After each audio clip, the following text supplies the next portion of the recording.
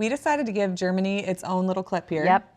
Because they're so unique. The most restrictive on their requirements for IVF, but there's lots to it. So starting out, and they're the only ones that we found that do this, but Germany actually limits the number of embryos that can be created at any given time. 3 is the max, and they have to all be transferred fresh. And so it really eliminates the issue of cryopreservation altogether then, because I'm like, if you create a small number, use them all. Yeah. Then freezing is kind of like not there's nothing left to a moot freeze. point. Yes.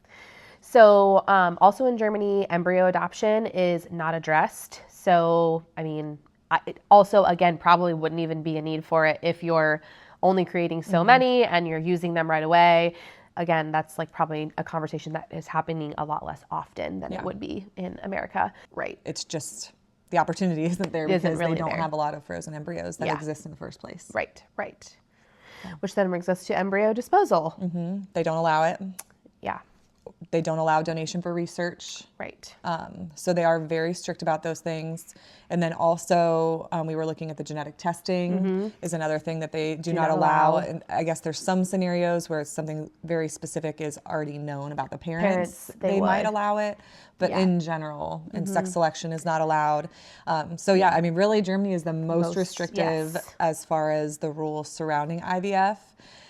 I'll just say this. I have this theory. I was trying to look it up and I can't find anything about it, but I'm like, I wonder if they are so strict and conservative with it because I was just thinking back to, if you think back during World War II and Nazism, and there was so much happening with experimentation on human beings in the medical field.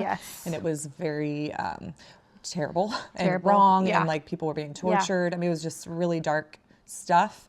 So I guess it makes me wonder if they're a lot more cautious now about medical, these experimental types of things that involve human beings. Literally no basis for this opinion. I'm not saying this is the history teacher in her. No, it's just like it came to my mind that I was like, sense. I wonder if that influences them, because I'm like, that was a very dark time, and I could see you really wanting to swing the other way and be like, we're not ever doing that again. And they are so we're gonna be really careful. Obviously the most restrictive of anything we've looked at, and with the most rules. And like they're so restrictive from the onset that all the other little bits and pieces like almost don't even apply and don't even need to be a conversation. So I don't know. I'm on board with your theory.